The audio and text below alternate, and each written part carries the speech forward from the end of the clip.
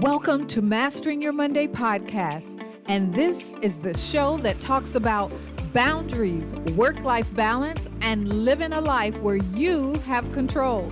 This is for highly driven professionals who want to develop a more balanced professional and personal life and live out their true values. Those who are ready to grab the reins and change the status quo. The professional who's ready to have a life again and who's ready to take a stand, living in a way that you feel respected, valued, and fulfilled each and every day. We talk about topics like setting boundaries, taking risks, life management, and all the tips, techniques, and strategies to help you master your Monday, one day at a time.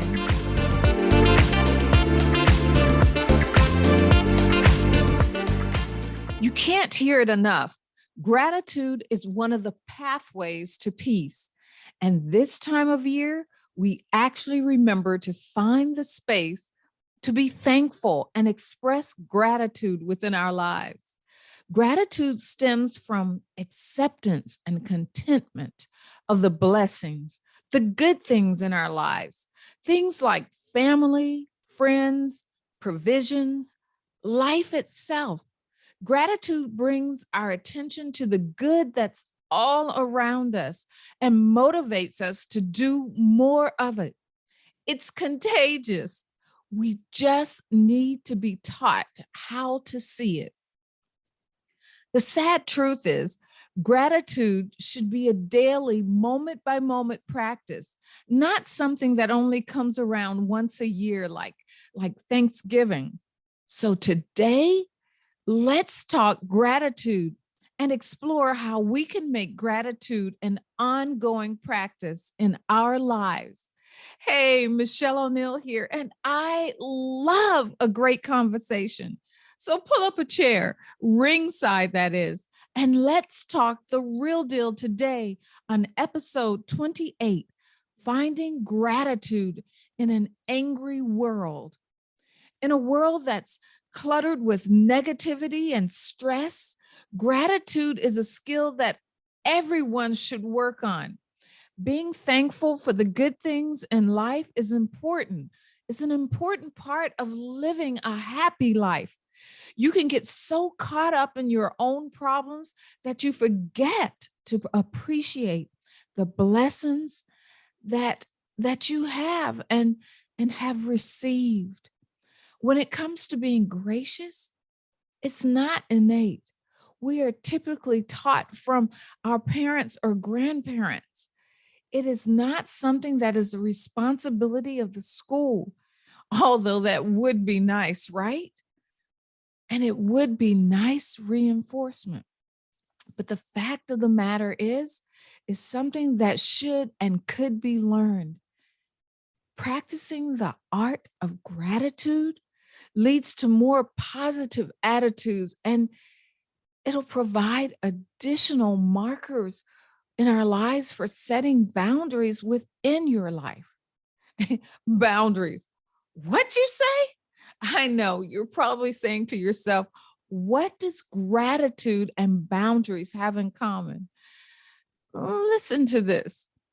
The key to being thankful is knowing your boundaries and not taking on too much. For example, boundaries between work life and personal life are important when practicing gratitude. You need to know when you are overwhelmed or overextended so that you can take care of yourself before it becomes too much and you become resentful and ungrateful.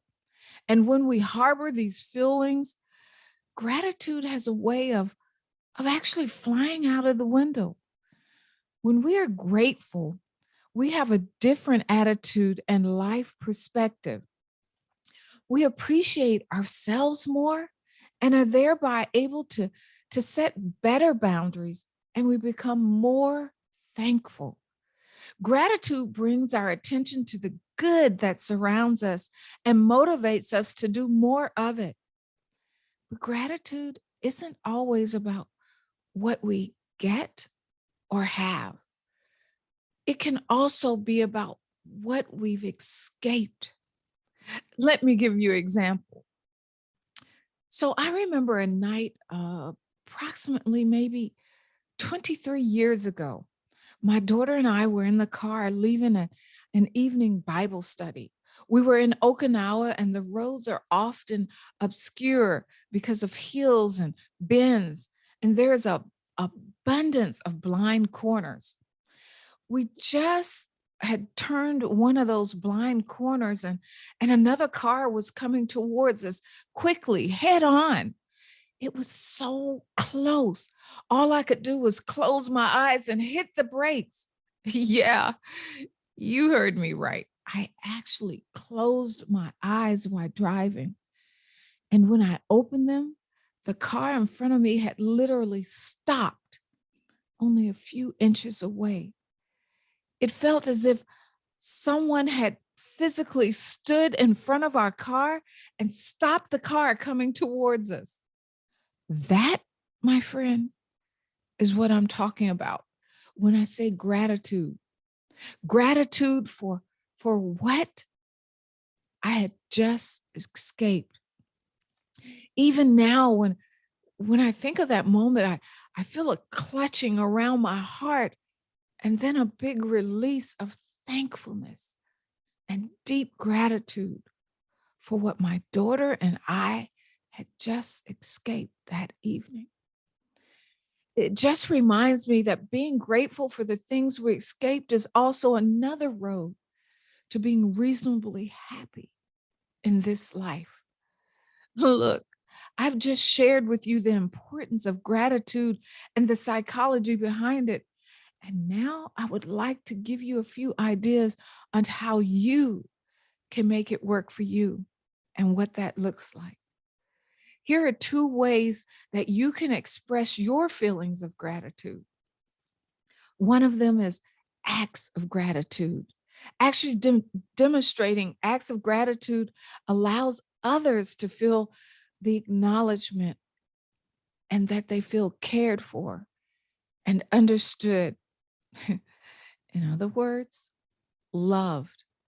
Things like thank you notes in selective places for your kids, for your spouse, for your coworkers. We are so quick to make sure someone knows when they do something wrong, but we don't always make the effort to share the things that we're grateful for about them, the things that they did right. Although this is not the reasoning for doing it, but taking this one small step also is a catalyst for making them want to do it again and again. Daily, we're taken care of by those service providers and workers in the stores and servers in restaurants, hotel, housekeeping staff. All of them take care of us. And now doing things like leaving a tip is our act of gratitude. Imagine the difference that, our attitude when we give, not because it's customary, but because it's an expression of thanks, an expression of gratitude in what they've brought in our lives. So, like I said, things like giving a tip, things like a thank you note in your kids' lunchbox when they get to school and they open their lunch and they see that first thing in that morning or the last thing before you fix their lunch, you were thinking of them and that you love them and care for them. The thing that when your husband gets at, to work and opens his briefcase or his computer case and sees a note saying how much you care and are thankful for the small things that they do in your lives, how important that is. The thing that when your coworker pulls open their desk and there's a short note for you at the end of the day saying, thank you for making this day possible. Yeah, those are acts of gratitude that we need to do and can do and should do more of. And then there's words of gratitude. Words of gratitude are words of appreciation and gratitude that is an integral part of how we communicate. What I'm talking about is how we communicate. When I'm talking about how we communicate, I'm talking about how we communicate not only with those around us, but also how we communicate to ourselves. When you're taking time to do your affirmations, are you taking time to be grateful for the qualities that you're affirming? When you take the time to do this, are you reinforcing and enforcing the very thing that you believe, the thing that you know and believe about yourself? Things like, I'm so grateful that you take good care of me. What types of things are you saying to yourself? Do you give yourself time to do that verbal pat on the back? Do you recognize your strengths and how you take the time to nurture and serve others? You're an amazing mom. It's wonderful how you take care of the kids and you take the time to grow them up and teach them things and tell them how wonderful they are. That you take the time to take care of your spouse and let him know how a wonderful husband he is, how a wonderful provider he is. Wow, you take care of those around you.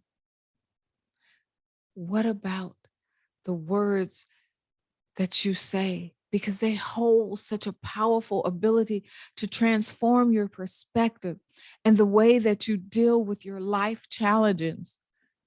Gratitude helps us bring these things into right focus. So just to run over about what to expect over the next 3 podcast episodes, because there will be 3 on gratitude. And this is just part 1. This week, we talked about sharing acts of gratitude and words of gratitude. But this subject is not a one and done. So the next episode will definitely explore 2 more ways of expressing gratitude in our lives. The best ways to encounter the act or to counter the acts of anger that seems to be so prevalent right now is to show and extend gratitude. And hey, I am so grateful that you were able to hang out with me today for our ringside chat. This time of year and every year, every day, gratitude is so important. And I want you to know that you are amazing. And I hope you enjoyed this episode. If you haven't done so already, make sure you hit subscribe so you don't miss a single episode. And one more thing I want you to do, and that's visit meet.michelleoneil.com. That's meet, MEET, because I want to meet you. Michelle O'Neil, MIChelleOneal.com, so that you can find out what I'm up to next and get a gift while you're there, because I am grateful for you and want to give you something to show my gratitude, my act of gratitude. Make sure to let me know how I can serve you further so that I can help you master every day like it's your Monday. Until next episode, take care. See you there. Stay strong with fortitude and grace. Bye-bye. I want to thank you for listening to the Mastering Your Monday podcast. I hope you learned at least one tip or technique you can walk away with and implement today Don't forget to subscribe, rate, and review the show, and let us know how much you enjoyed it and what you learned from this episode. We honor your time and your commitment to Mastering Your Monday podcast. And as always, we want to remind you, you are cherished, respected, valued, and in control. See you on the next episode.